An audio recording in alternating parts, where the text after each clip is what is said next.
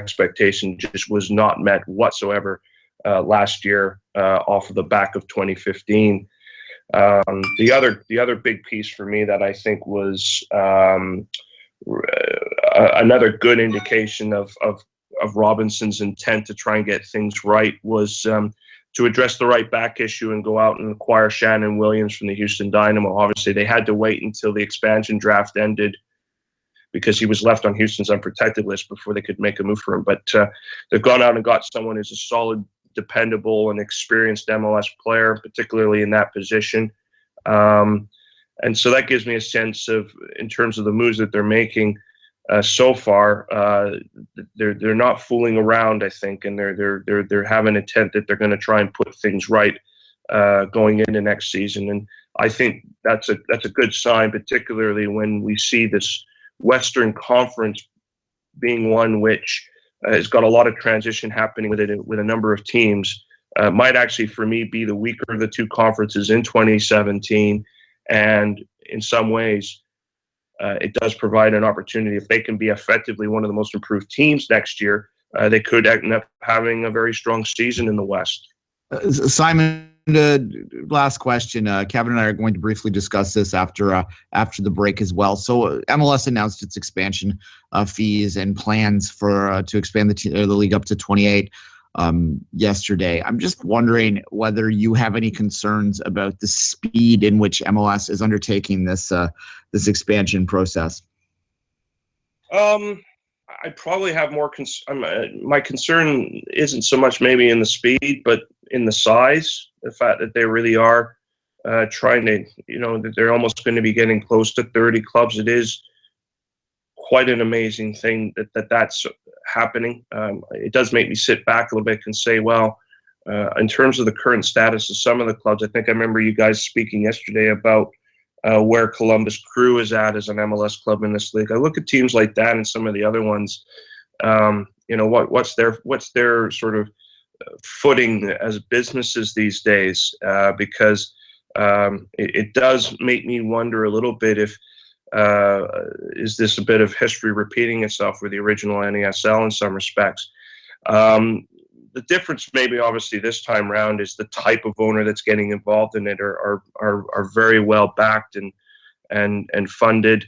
I keep hearing some very, very good things obviously about Atlanta United and how they could really come out of the gates of flying when they start next year. And the speed of it is a bit of a concern, but I'd have to say the fact that they're almost going to be taking it up close to 30 clubs to be part of this league is probably the thing that is quite something and a bit of a concern. But I guess at the same time, it does boil down to the type of individuals that are interested in the league and their willingness to invest in it. And maybe the league's position on this is they're just trying to strike while the iron is hot. So, that could very well be it.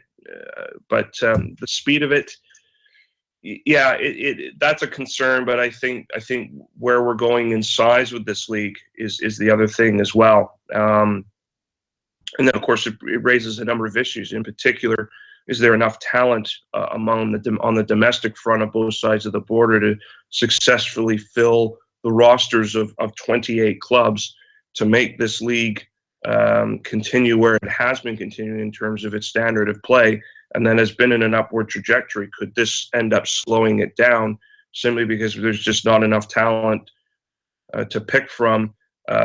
Maybe predominantly a little bit more on the American side of things, but certainly on both sides of the border, because you have so many teams. I think that's going to be one of the interesting things to watch in the future. But it's an interesting time. On one level, it's exciting to see, but it does give you some concern, particularly when you know full well the history of professional soccer in this part of the world over the many decades.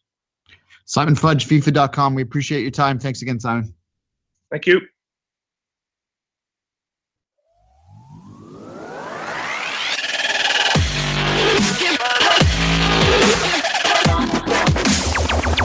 You're listening to Soccer Today on SPN Radio. You can find the on-demand version of this very show on iTunes, Stitcher, Feedburner, Podbay Player, Podbean, anywhere you get your podcasts under the Sports Podcasting Network feed. Subscribe to our YouTube page to make sure you never miss a live show talking about soccer today, the MLS postgame show, open lines after dark, 5 rings daily during the Olympics.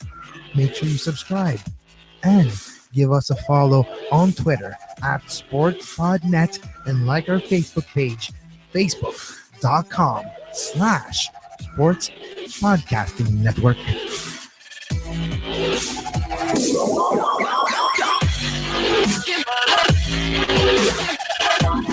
And welcome back. Kevin, we only have a few minutes left in this segment, but what I said to Simon at the end is what I wanted to talk about here. And we've talked a lot about expansion in the last little week in terms of the markets and things like that. So in an effort to not repeat ourselves, let's focus a little bit on that question. Now, one of the things, I made a tweet yesterday that said something like TFC paid $10 million in 2006. So here we are, like 1,500 times bigger, right? Like it's 150 times more that they're charging. That's right, 150 times more. Math, hashtag math. Yeah, we're not the best at math, but Joe Saputo was 40 millions. And in that 40 million, though, there was whatever he put in the stadium was calculated inside the 40 million. So it wasn't just like 40 millions cash, and that has changed a lot over the last few years. Yeah. There are, anyway, to finish, the criticism comes up. They call it a Ponzi scheme. These are usually pro-rel, NESL, tinfoil folk, but that term does get thrown around, that there's this idea out there. And I have heard this articulated from people that aren't as inclined towards finding conspiracy and everything. I have heard it suggested that maybe it's it's a house of cards, that MLS is sort of financing itself and making itself profitable through expansion fees. The NHL did that for years, and I think the NHL, as we've seen in recent days, a lot of those franchises that they brought in for those big fees are really struggling now, and I think that hurts a lot about the league. It hurts the perception of the league, and I wonder if MLS needs to really, at one point, and I get it. If you're an owner of MLS, that especially if you're one of the original owners of MLS that lost a lot of money early, and suddenly you're being offered $20 million checks, which is essentially what's happening here. It's hard to you want to come down. play the league and you give me money for it? All right, come on in. Join the club. Yeah. But you mentioned the NHL.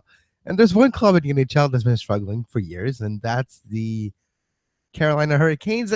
Where are they playing in? Oh yeah, Raleigh. Okay.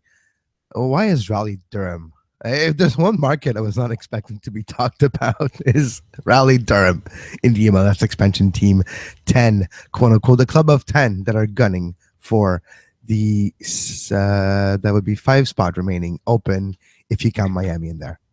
Well, if you remember the last round, the Ottawa, they didn't call them Fury at the time, but Ottawa was an expansion group as well. So you'll get a lot of dreamers that come in at this stage. But, MLS laid out the foundation. They put the money on the table. So now if they didn't know, although you would assume that they've had some informal talks with the league, so they'd have some idea of what the money required would be. But I think there's a lot of things going on when a city bids for one of these teams, when they make even a statement. I think there might even be, in Carolina's case, there might even be like, well, we'll make a bid for MLS, but we don't think we're going to get it, so we don't really need to worry about it. But in the meantime, that will help us with our actual product, the product that is our bread and butter at the lower level. So there might be some of that happening there.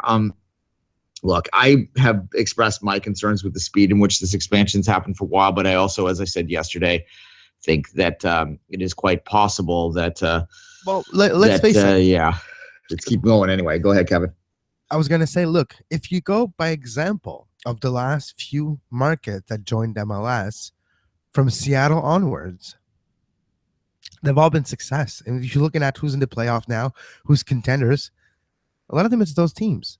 So we've seen expansion come in the league, quote unquote, and have success in their first 10 years of existence, less than 10 years, but establish themselves as actual important part of the league.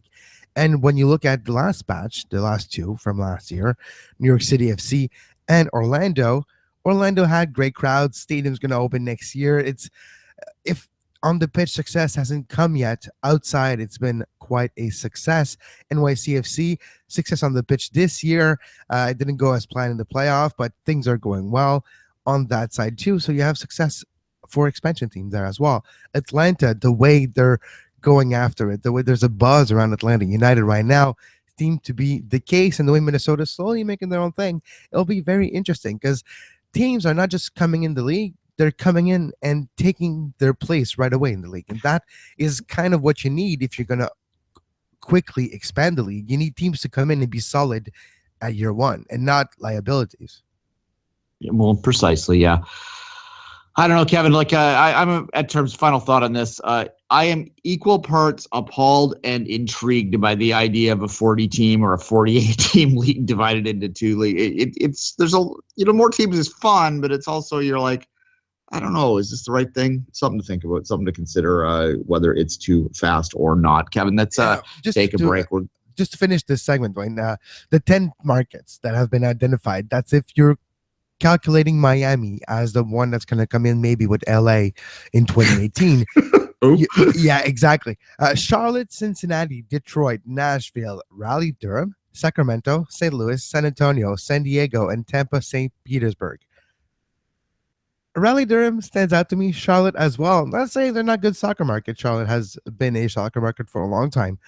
But having the feeling like San Francisco should be in there somewhere maybe, or other big cities that are not necessarily represented the best in the league right now. Raleigh-Durham, is it really? I don't know. I guess we will see. But it's not the team that is with the quote-unquote sexiest proposal, I believe.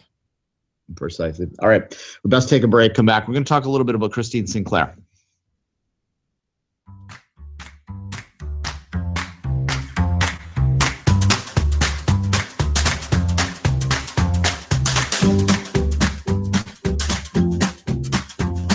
You are listening to Soccer Today, live on SPN Radio.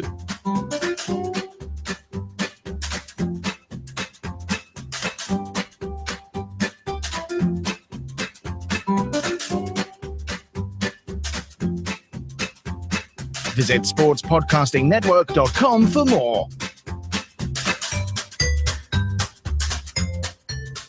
And welcome back.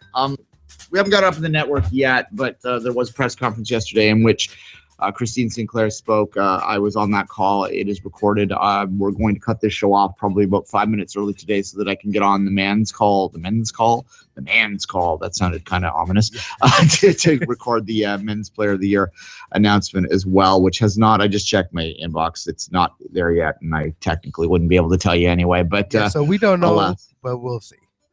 Yeah, our speculation is that Thibaut Hutchinson is the likely winner, simply because of his Champions League play, and a lot of the voters seem to recognize that a lot. If you can make a Champions League group stage, you tend to win. As a Canadian, you tend to win Player of the Year.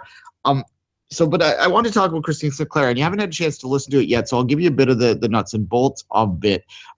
First off, I have been fortunate enough over the past 7 or 8 years to speak to Christine Sinclair. I'm guessing, I'm ballparking, probably 7-8 times. So about once a year. Twice a year, yeah, exactly, depending on the year. Yeah, exactly. And I've had the opportunity to talk with her over the phone one-on-one before. I've been in a scrum with her before. Most of the time has been in the format that you'd hear yesterday, where I'm on a phone call, which several other journalists are on. One thing I noticed yesterday, and I found this interesting, and this is actually the main reason I wanted to have a bit of a longer conversation about Christine, is that over the years, and I don't pretend to know her on a personal level. No journalist should ever pretend to know that someone they cover on a personal level. But you do know her on a professional level, on a professional interacting with the media level especially. And what I noticed yesterday was a woman that, for the first time in a long time that I'd had an opportunity to speak to her, seemed as completely comfortable in all aspects of her own skin. And that's not me trying to insult any aspect of her past. It's me trying to say that was a really refreshing thing, that I don't know why or what the epiphany that's happened, or it's just maybe just maturity continuing to evolve. She seems really, really comfortable in her role as elder statesman on that team. And I'm basing this on, a phone conversation. I get that. But as I said, I've had several opportunities in the past to speak to her before, and I've never interacted with her in a way in which she was laughing with this, in which she was making jokes. Christine Sinclair does not make jokes to the media very often, right? But she was yesterday, and that was something that was really fascinating and refreshing. And I walked away from that, Kevin, without a shadow of my doubt, barring injury, that she will be there through the next full cycle. You know what I believe it might be? Look at the accomplishment. Like, the biggest thing they wanted to do was repeat bronze, is having good season, is making the program progress for Christine Sinclair. Her role changed a little bit, even though she was instrumental in the bronze medal for Canada. It wasn't just about her. It was her and her helping Jessica Fleming, helping Janine Becky, helping other players shine through matches. So the way that maybe she's comfortable with everything now, experience, over the year, you become wiser. So all those things combined are probably the reason behind her easygoing comfort. Comfort, and she's easier for her to do that part of her job. Yeah, I mean, look, she stated that she's sticking around because she wants to help finish John Herdman's vision of making Canada the #1 ranked team in the world. And that is an ambitious goal, and I think I'll leave it at that. However, I believe very strongly that they believe it's possible. And in many ways, for an athlete, that's all that matters. Whether it is actually possible or not, time will tell. But certainly they have the confidence, the self-efficacy to try and make that happen. Let's just go through a little bit.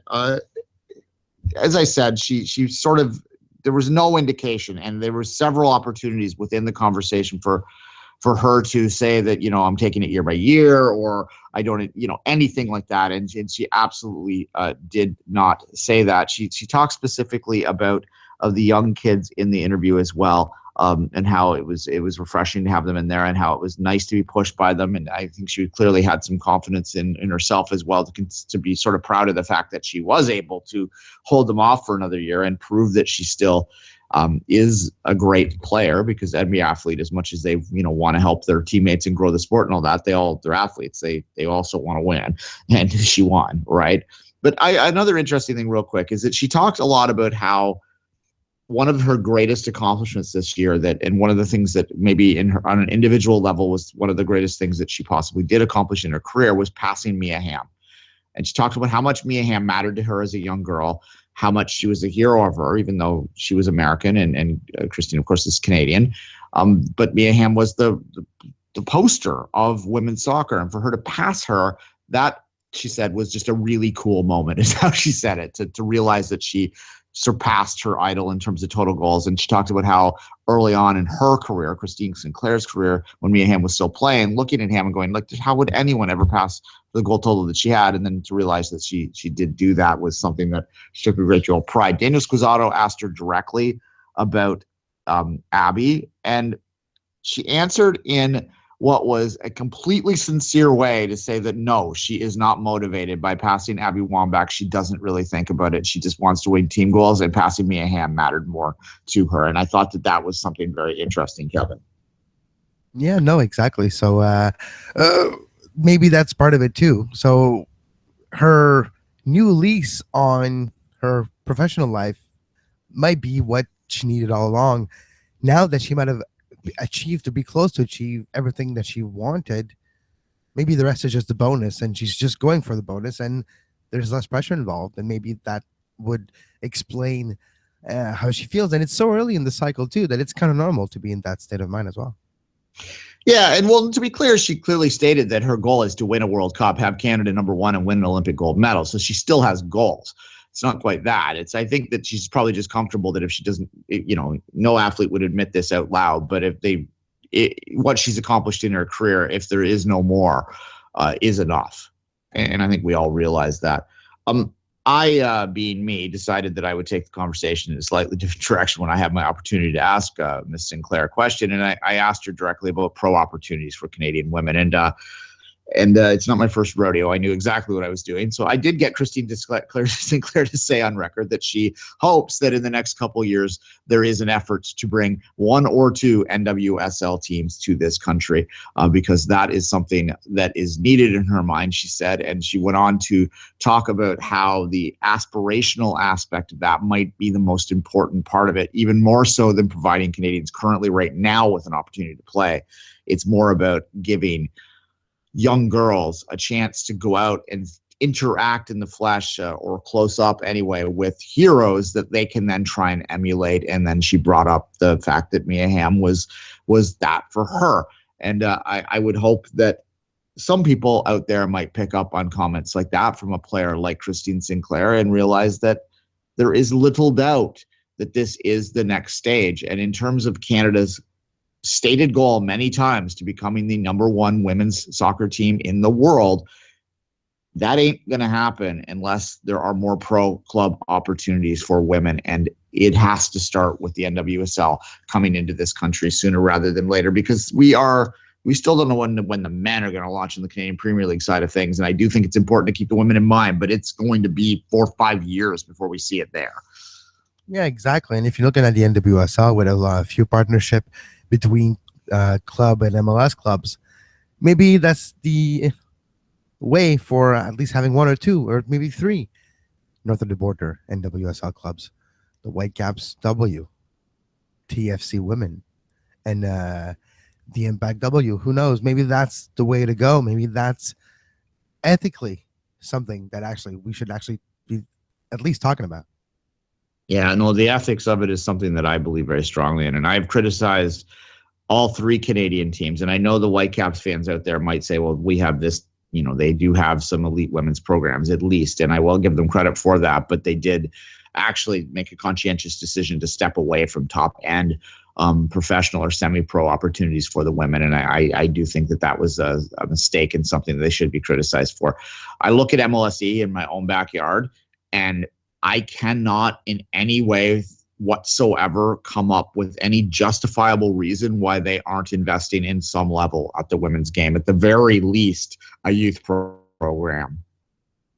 Have one pod up at Kia that is dedicated to women. And yes, that's not going to have a direct player impact on TFC down the road, but it will create fans, and there is benefit to it that way. And it's just the right thing to do, especially if you have MLSE's money, the amount of attention and power that brand has in this market right now. There was a time a few years ago where it was was losing that power, but after this year, TFC's got that power again. They're on the front foot in the Toronto market in terms of their development, and for them to not have any horse in the women's race, to me, is just wrong. And I will criticize them every day of the week for that. And hopefully that changes sometime soon. Quickly, before we end the segment, a couple other quick things.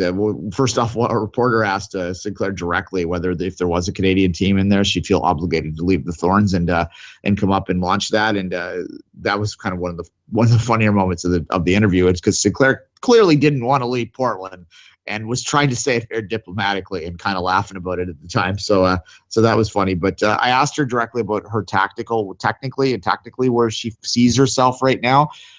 And it was almost like a light bulb. You could hear it go off in her head as soon as someone asked her a very technical soccer question, because it really, in most of these interviews, are more general stuff. And she started talking with great authority about how, when she's in a false nine, she can do this. When she's in this, she can do that. And how she's very flexible about this. And then she kind of laughed and said, well, I hopefully doesn't move me back to center back one day, but I'm pretty open to playing wherever. But reading between the lines of that conversation, it seems like Christine Sinclair thinks her preferred position right now is a false nine. And I kind of agree with her, Kevin.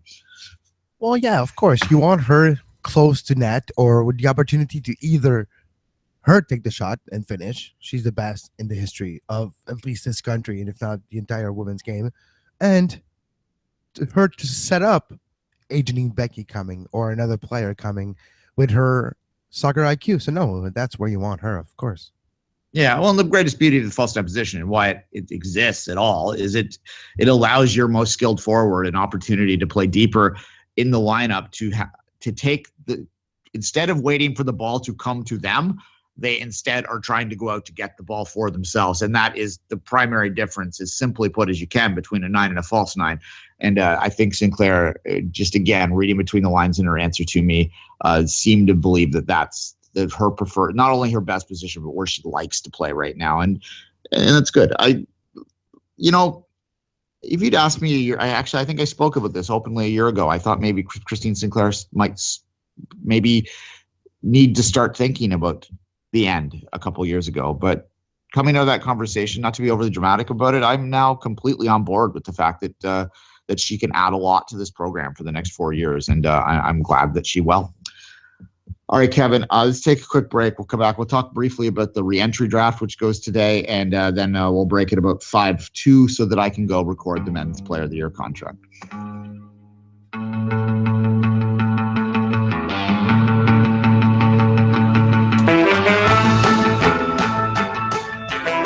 The Bits and Bytes on Soccer Today.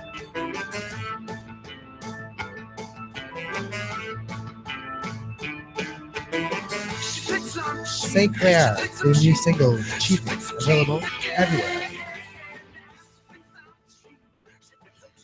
Good old St. Clair. The re-entry draft, the favorite of the drafts. Well, what's your favorite draft in Major League Soccer, Kevin? Oh, my favorite, I don't know. It's the expansion is always interesting because you have 2 new clubs coming in, and you might lose a player. There's like a suspense, or I don't know. There's a lot to choose from too, so that's always interesting. But the re-entry draft, a few names that jumped for me: Kyle Becker out of contract. The only player from Montreal that's available in this 41-player re-entry draft. That's going to be later today. Yeah, Lynette's out there as well, former Impact player. So that's a young Canadian defender that we hope finds a home somewhere. And young defenders might. I could see even Toronto taking a shot at someone like that, get the domestic there. I mean, why not? That'd be kind of fun. Becker, I think, maybe has at this point in time in his career might start to need to look at USL options or something to hold off time until Canadian Premier League can launch. But we always have joked for a long time that the TFC, or that the Canadian Premier League, or Becker would be the Canadian Premier League's first MVP or something. On the TFC front, you have Josh Williams and Daniel Lovitz. Lovitz, interesting because they went through a lot of effort to keep Lovitz on board last year, making a trade or 2 years ago now, making a trade so that he could stay with them through the expansion process, et cetera, et cetera. Kind of fell out of favor this particular year. Players just, in the format that TFC has evolved into what they think their best formation is.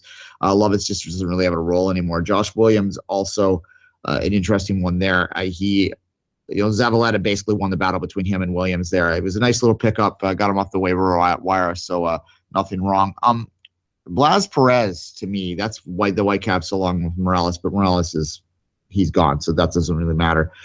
Perez is an interesting one, and I could see someone in this first round. I don't know what his exact contract situation is, but I could see a team taking a flyer on a guy like Perez as your third forward, as your fourth forward, someone that's a veteran presence that you could bring in for a big goal, and that's not necessarily the worst thing out there. Here is the order of the team for the draft: Chicago, Houston, Columbus, San Jose, Vancouver, Orlando, New England, Portland, Philly, DC. This is your top 10 in the re-entry draft today. Yeah, and for those that don't know exactly how this thing works, because it is a bit confusing, all these drafts for people, there are 2 rounds or 2 phases of the re-entry draft. This is the first phase. In the first phase, if you select a player, you are required to pick up their contract or to give them the standard collectively bargained extension to the contract if, in fact, they are out of contract. So there's the salary that you have to take them at is very much set in stone. So what you'll see coming out of this is a lot of these guys, one of the reasons they aren't having their contract picked up is because teams just feel that they're on a number that doesn't make sense for them anymore. So you'll see a lot of passes in this round. Usually there's only 1 or 2 players that people jump up and grab in the re-entry and first phase draft.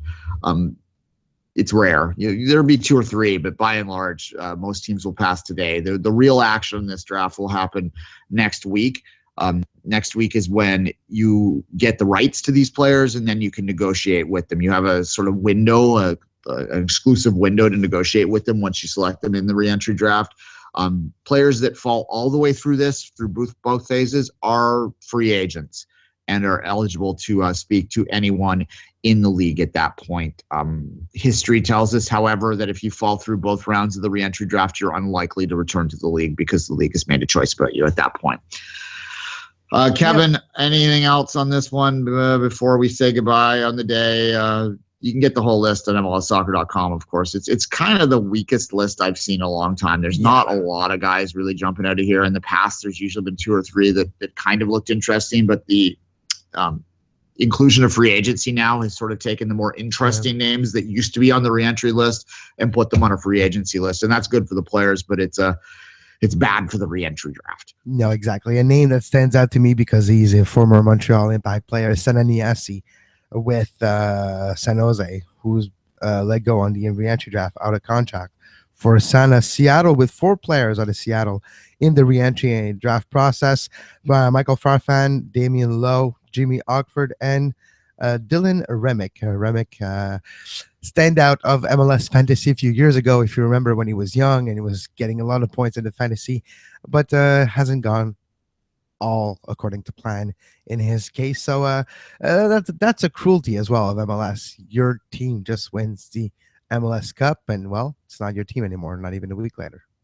Yeah, Chris Konopka's on here as well. That'll be interesting to some TFC fans. Konopka, good. There you go. All right. Any final thoughts on the week and the day, Kevin, before we break and I'll go record the Player of the Year press conference to get out there later on today stay or tuned in the weekend? For Christine St. Clair's press conference. Going to be posted on the network very shortly. We will have as well the Man Player of the Year press conference in the next few hours. And until Monday, 11 a.m. for Soccer Today. Well, enjoy your Premier League, enjoy your favorite soccer, and have a great soccer.